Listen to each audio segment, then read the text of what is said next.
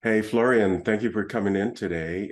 You have such a marvelous background of so much accomplishment. And since we last talked, you're doing even more across the world. And you've been picked up on all these media because of the work that you're doing, the amount of capital you're doing in a purposeful way, deploying the amount of business you're doing, and leadership is just extraordinary. So thank you for coming in and sharing your experiences with our audience.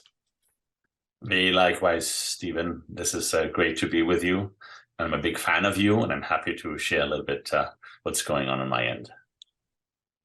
So, Florian, from a purposeful capital deployment and investment, can you bring us up to date on what you're doing and what's transpired? I guess it's been about, over a year now since we last talked.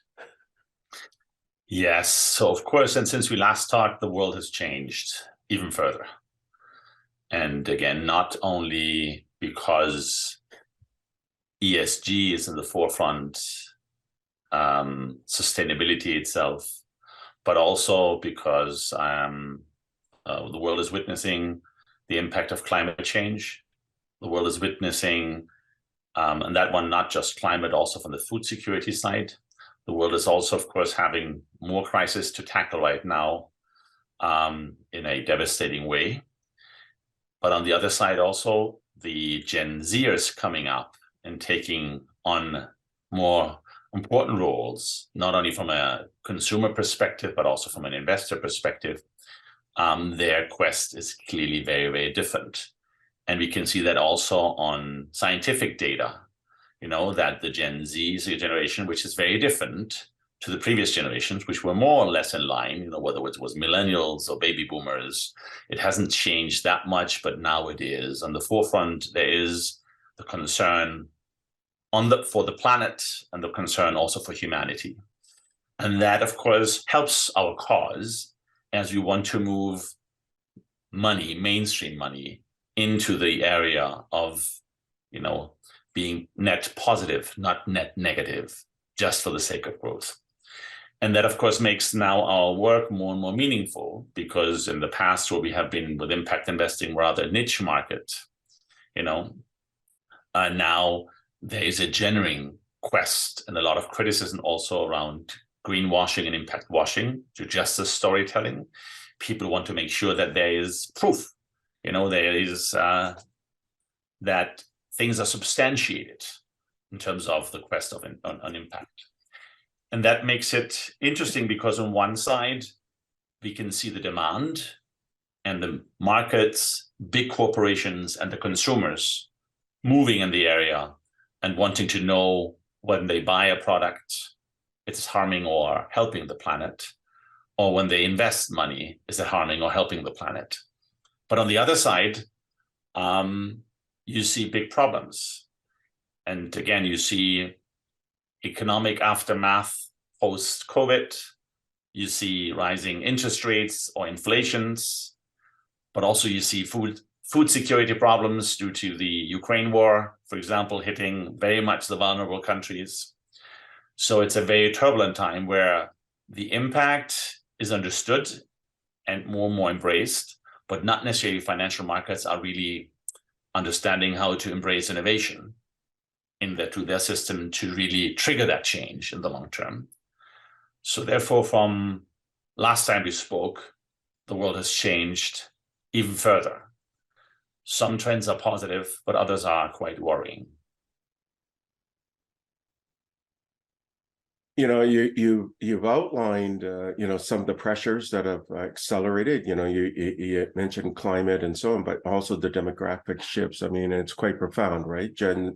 Generation Z is typically the generation that's considered maybe 1997 to about 2012, and the Alpha generation is from 2012. And the mindset is, as you mentioned, is completely different. It's not based on how much money you make and things like that. It's more about is there a better impact for humanity, for the benefit of humanity and Earth ecosystems, a much more broader carrying where that is going. And that's influencing the kinds of investments you're making and the kind of partnerships you're taking on. So can you talk about that? Who are some, because in purposeful leadership, business, and in capital or investments, there's sort of the work side, but there's also the personal side. But so on the business side, you've made some changes. Can you talk about that? And those changes are you're got more partners in place. You're deploying much more. Your work is felt in many more different areas. So you've been picked up by the media quite a bit because of that work. Can you bring us up to date on what's occurred, over the past year and a half? Absolutely. So from a business side, we try to match risk and reward, because as we invest in emerging markets, like to go rural, we focus on the more vulnerable areas of the world. But for-profit investing, it's not development quote work, but it's really, and we do small tickets, private equity and private debt into MSMEs in Africa, Asia, and Latin America. In the past, the problem has always been the risk reward return. So if you have an investor saying, okay, if I invest in these geographies, I would have probably to have a high return to match the risk I'm taking when investing. And that is a mismatch. And that's why we've moved in on our partnerships, really, not only to work on the ground, but really to work on blended finance. And blended finance in not only different tranches and a waterfall from a return perspective, but really to use aid money, philanthropic money, to seed funds with catalytic capital, to also have technical assistance aside to basically help to make the companies investable and therefore de-risk the investments we do. And then that catalytic capital gives the possibility, because it protects senior investors, whether more impact driven or purely financial. You have layers below where you protect it so that the risk reward return is actually matched. Now that has changed last year. Last year, the money was very cheap. It's no longer the case. Yeah, and of course, this makes it also gives it more pressure, because we cannot necessarily extract more returns just from these markets from the get-go, because it's built bottom up. But the understanding is that as we collaborate with UN agencies, with World Bank, with private entities, with some international NGOs like CARE, for example, that each of our funds has a theory of change, where we can absolutely trace what is it the change you want to trigger with impact investing. But we do that in blended finance way, so that actually you have different type of capital in the same vehicle on the same goal to basically make our investments possible. In our language, we talk about missing middle finance, which is not the microfinance, but it's really the MSME finance, where local banks, for example, would not lend or not necessarily invest in. And that is shown that it's not easy to build, it's not easy to raise, but over the long term, it provides the possibility of all sorts of capital to be aligned on the different impact we're creating around the world. And that we can see out also that it's now more and more understood, the value of blended finance, and that the role of the old aid money just as a one-off or philanthropic money is actually doubling down. You see also big families, family offices, foundations, moving from the pure grant giving more and more of their money into the impact investing space, because you can actually align not just by helping, but actually by de-risking investments, and therefore to support on a riskier phase, small companies on their quest to scale over time. Because at the end, the wealth of a nation is defined by the amount of SMEs, not the big groups, but really the SMEs. And that's where, of course, you have to also consider livelihood, not from a poverty uplift perspective, but from an economic empowerment. That you actually enable companies, smaller companies on the ground to get the capital they need at a price they can afford it, to then scale them over long term. So we don't have a view only on one asset class or one specific maturity of a company, but we do from grant-based, results-based finance to very risky missing middle finance to then more commercial finance overall. And of course, I'm preaching to the choir with you on technology, but technology actually resolves the problem of access and affordability for people around the world.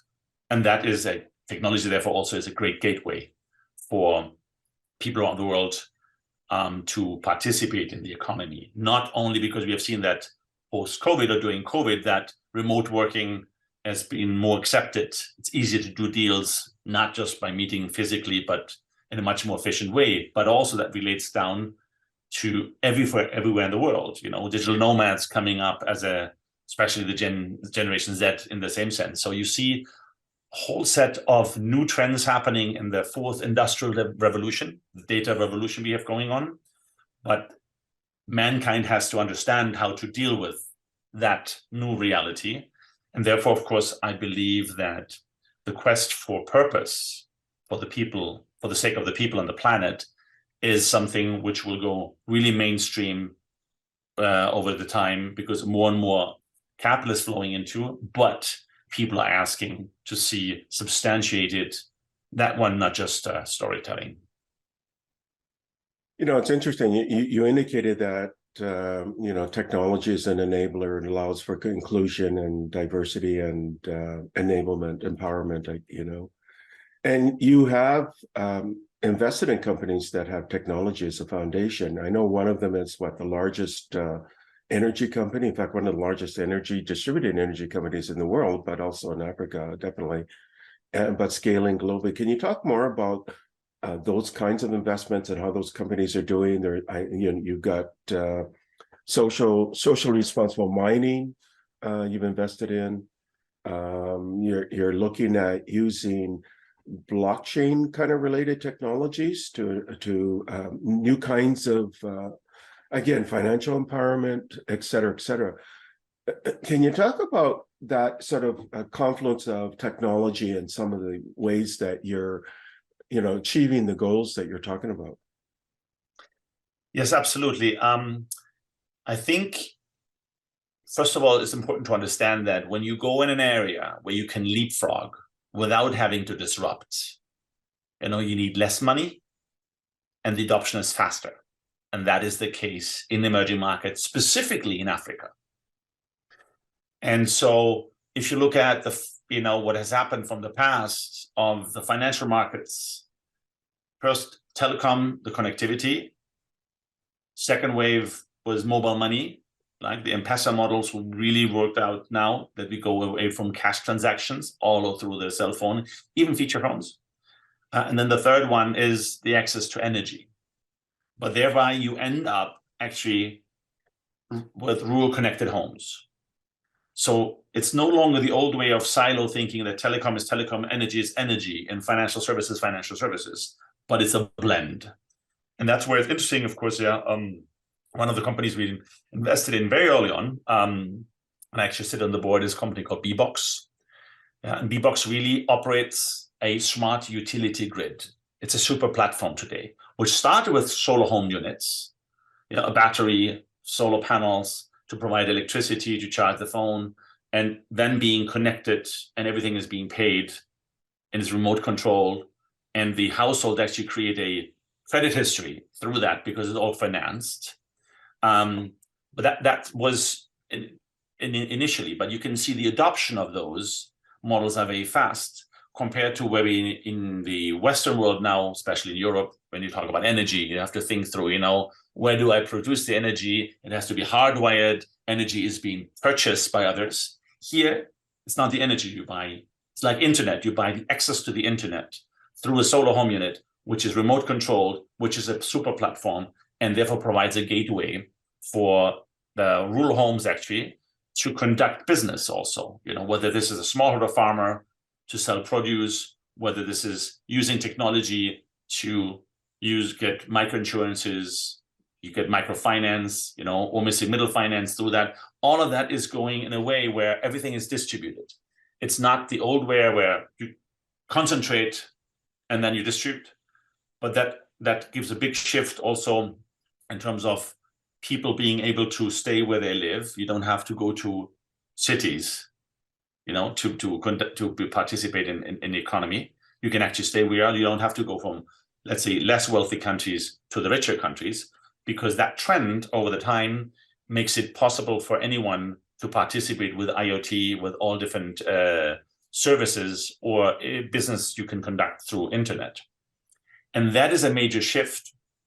And the interesting markets to go are markets where you don't have incumbent technologies to disrupt and to push through, like energy regulations, like big banks, like specific ones where you can stay nimble. It's more retail oriented. It is a way where the service is given and where you create more smart utility grids rather than a hardwired grid, which is expensive. And usually in those areas, it doesn't make sense economically at all. So it would be only a subsidy for a country. Like you have seen that in India. India has tried to connect villages on their grid.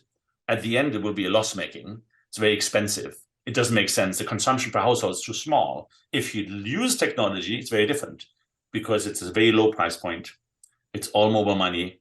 And it is, let's say, you don't pay the energy itself because it's just produced where you are. And you can see these models now going through also in Europe, where it's about own your energy. It's about your Tesla battery in your home and the solar panels on top. So you gain autonomy on the energy side. But again, the regulator has to say you have to go against infrastructure, existing ones. And that is where emerging markets are much more exciting. And we see that besides the hits right now economically, because emerging markets usually when there's a downturn on the economy are harder hit, but they're also much faster to recoup afterwards. And the role of technology has a very different blessing for these geographies to invest in. Well, definitely, BBOX is a model that is exceptional, and it's been written about, and you've been interviewed on what you've been doing with them, and so on. So it's just really, really remarkable that other businesses and around the world we can learn from these lessons. Excuse me. So you're definitely focused on impact-focused enterprises that, mitigating some of the biggest challenges from an economic digital inclusion standpoint, economic empowerment that happens through including women, climate change, and access to energy. And you talked about the energy aspect, healthcare and education and food security, all of which you talked about. And you have partners like the World Bank, NGOs, government, private institutional investors, the United Nations, and just this whole network.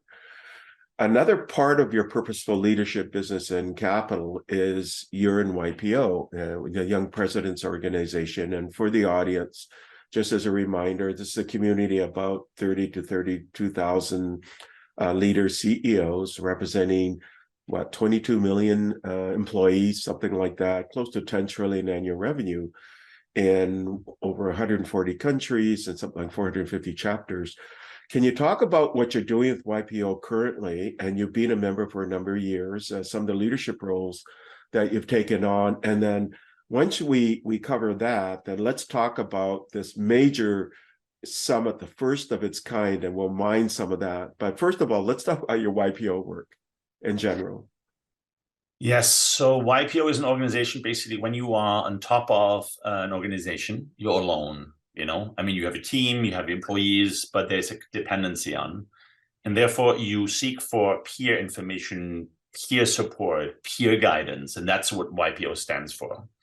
And YPO, in the same sense, also is organized, you started in chapters locally and regionally, but also their networks. And with the networks, according to your business my business would be financial services, for example, you can go by the sectors going to, and you connect very quickly.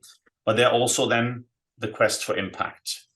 And again, as the young entrepreneurs, YPO, the Y stands for young, seeks to get always an influx of new members, of new entrepreneurs, new CEOs, the younger ones coming up. And as we discussed before, Gen Zers are coming in and stepping up. So the quest for purpose is also something YPO is embracing by really looking at how to use leadership as a force for good, how to use business as a force for good, and how to use capital as a force for good, depending whether you invest, whether you run a business, or whether you're leading it specifically.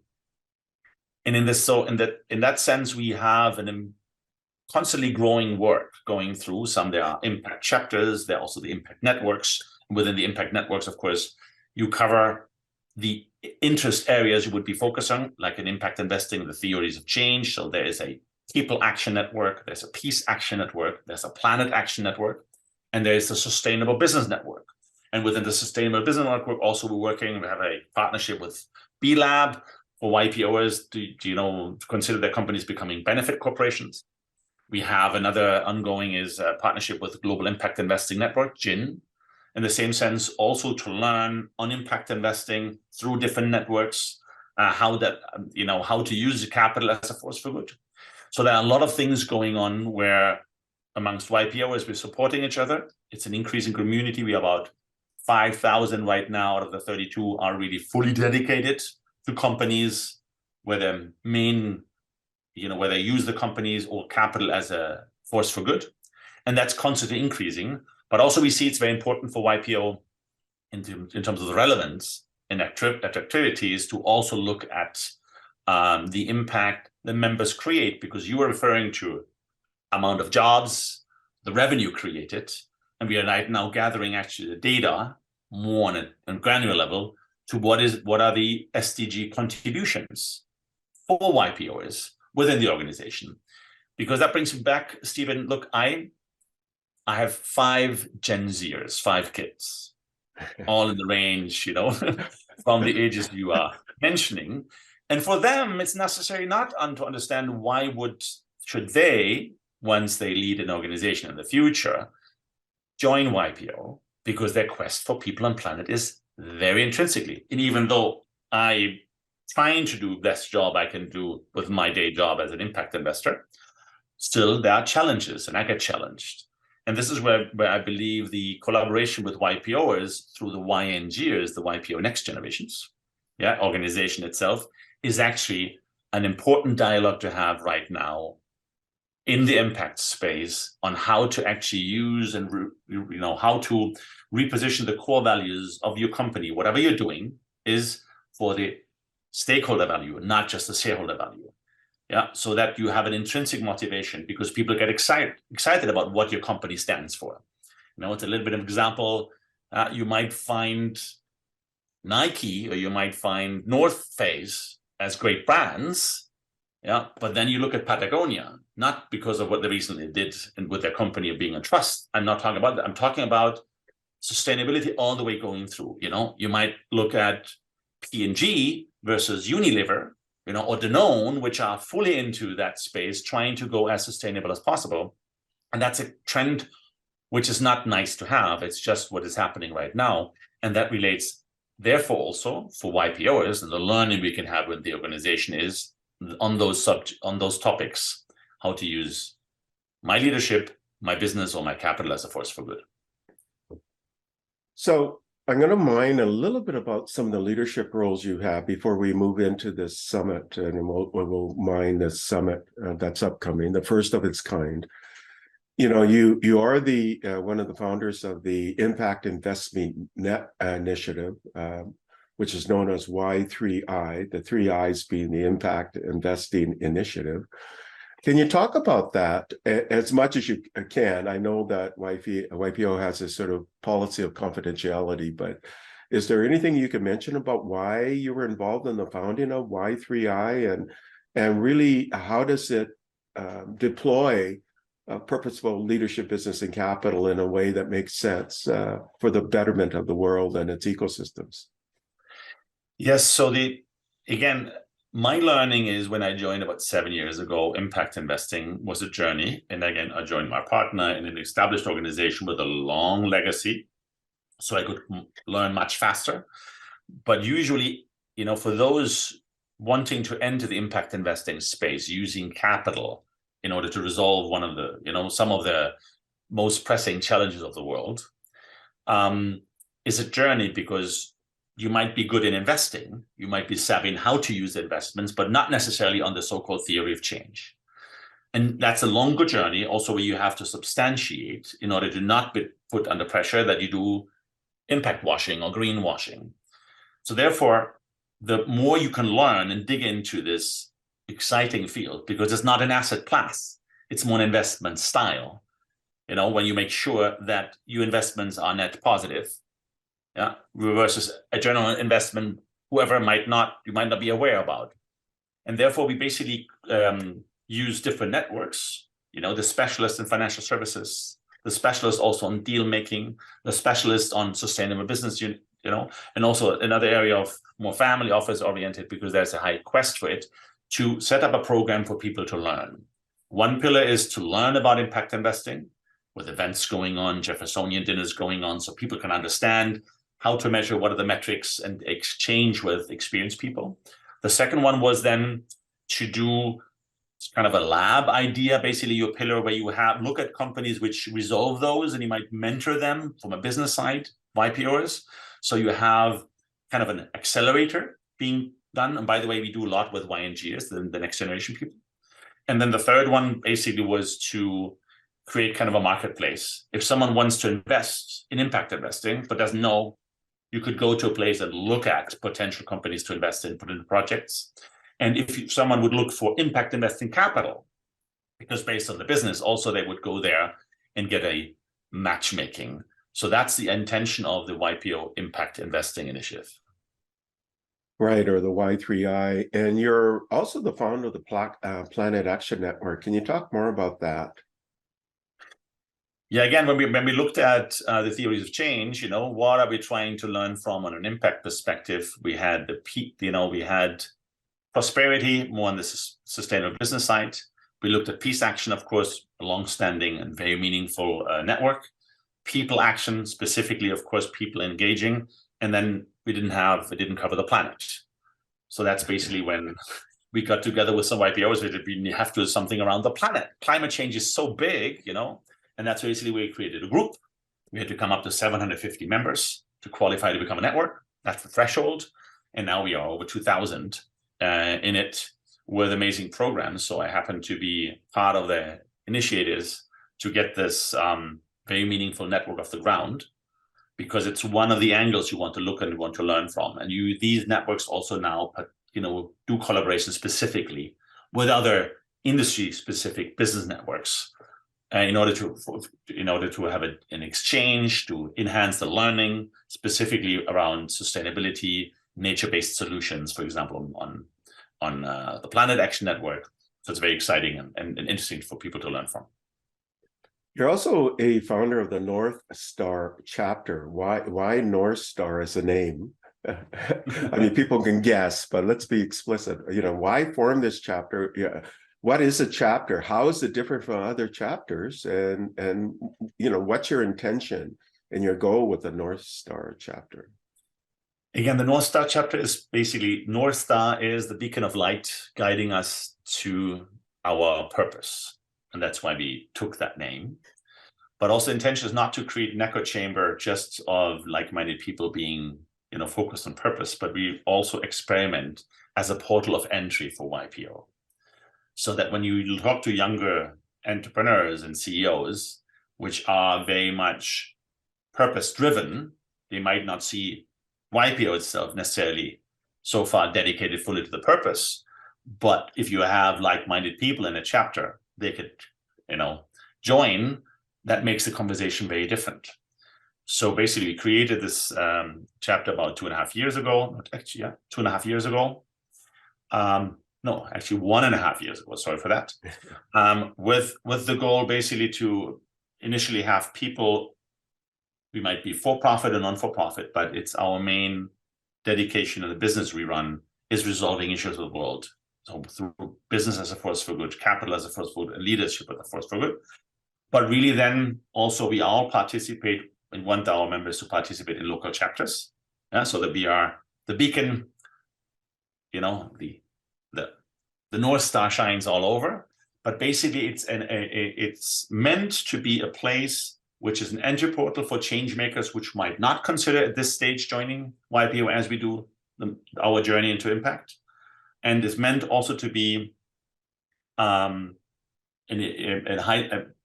engaged people within YPO, whether they're networks, also with other chapters, that we actually exchange and help the cause and the learning on the impact side, on the purpose side throughout YPO. That's why we created the North Star Chapter. Yeah, and then I get a sense then it's global versus regional or localized. You know, a lot of chapters are localized. For example, in Vancouver, where I live, there's a local Vancouver chapter, or there ones in Toronto and New York and so on. So it has this global aspect to it, and this whole idea founded on for all well-being, for all good, right? And you're also the chair of the YPO Impact Networks Council. So earlier you defined networks as this sort of more than 750 leaders coming together. So you know there's a Planet Action Network, which you started with 750, but now it's like 2,000 or over 2,000. You have the Peace Action Network and Sustainable Business Network and so on. What's the purpose of the YPO Impact Networks Council, and you are the chair? What does that mean? Yeah, it's basically a governance role. So we have the Business Networks Council, we have the Personal Networks Council, we have the Family Networks Council, and the Impact Networks Council. And then we sit on the Networks Committee, which is right below the board of YPO International, but really looking at governance value of the networks for all members. And again, the member value is, the member takeaway is the most important part we look at. For people to be participating in your free time and creating events and value to your peers around the world is something, of course, it's very important that to match personal interests or passions of members. Can be your business, can be your personal side, you know, whether this is fine dining, whether this is water sports, you know, there are all sorts of areas, and then, or arts, and then family is a big, by the way, big one. Also parenting, exchange with young, a lot to learn. But the Impact Networks Council, or the networks actually, is really something to provide examples and passions and to align people around passions, whether it's planet, whether it's people, whether it's peace, or whether it's sustainable business side, which goes along. So that's the reason, the existence of the value of these impact networks, to then collaborate with other networks for the greater member benefit. And I'm just happening to be, after my journey in the networks itself, and of also creating the Planet Action Network, to basically take on a new office role within YPO. Yeah, and then just for the audience sake, really you're the chair of chairs. So the Impact Networks Council consists of the chairs of these other impact-oriented networks of CEOs. And then you chair that entire group of other chairs, which you mentioned, you know, things like Planet and Peace and Sustainable Business and so on. So it's a governance role, but it's a quite a, you're guiding the ship overall as well, or you're facilitating the ship. I mentioned, knowing by the way you work, right? You empower others to succeed, right? So. Yeah, again, it's the networks doing their job specifically for their members. You know, it's not me, but I want to make sure that, of course, that it's strategic, there's alignment, the collaboration is there also with the other councils. So it's that's more, it is less a front outgoing job, it's more a governance job, and to make sure that the value proposition is there and the chairs of the networks get what they need in order to provide the value to the members. Okay, so Florian, you're driving the first ever in the 70+ history of this organization, this amazing summit. Can you talk about the germination of the summit, and you know what's the purpose of this summit? So it's kind of like its roots to with the purpose of the summit. You know, who's going to attend? What do you hope to achieve? And what do you hope to continue? How is this summit going to reverberate in the way that you wish? So give us the context of this summit. And it's the first time it's being introduced to the world in this way. So yes, but again, as you already make a reference to, is there's a history. So the Global Impact Summit, which is happening in February next year in Costa Rica, in one of the most sustainable countries in the world, in the middle of 2 national parks, in a large-scale hotel, not a fancy hotel, but a large-scale hotel which tries to go as sustainable as possible. is a testing ground. Because within YPO, we do a lot of events, also big events like Edge, and there are hundreds of events happening throughout the world, of course, in a big organization. And then we looked at, from an impact network side, how can we come together into a testing ground and look at content to be provided and value on the impact side to our members. And that's where we actually had a precursor event in the European region happening. And I mean, you were hands-on participating in it, and to create a European Impact Summit to understand what would it be. We had a lot of external parties also coming and talking specifically. And it was quite successful. About 700-800 people basically were participating into that. It was virtual at the end, unfortunately due to COVID, but it was a testing ground. And then we said, okay, here we are. Now let's not go external. Let's focus internally from YPOers, spouses, and YNGers to YPOers to basically engage and have a platform and tests. And that's why we said, okay, let's do a global event. Let's do this in a contained size, 150 people, so that we have the value also, because if you go to a very, very large one, not necessarily is the value coming through. We're also testing on the program itself to have workshops, to have forum sessions, to have an exchange. And we're looking at the three big threats of humanity, but from a opportunity perspective: climate change, food security or insecurity, and global health, which are all interrelated. And you can read a lot of articles from specialists and scientists about that. But we want to flip it, saying, what can we do as YPOs to use leadership, business, and capital as a force for good on these? So we have amazing YPOs and actually YNGers also on stage showcasing some of their companies. We have interactions where we sit down and say, how can we come together?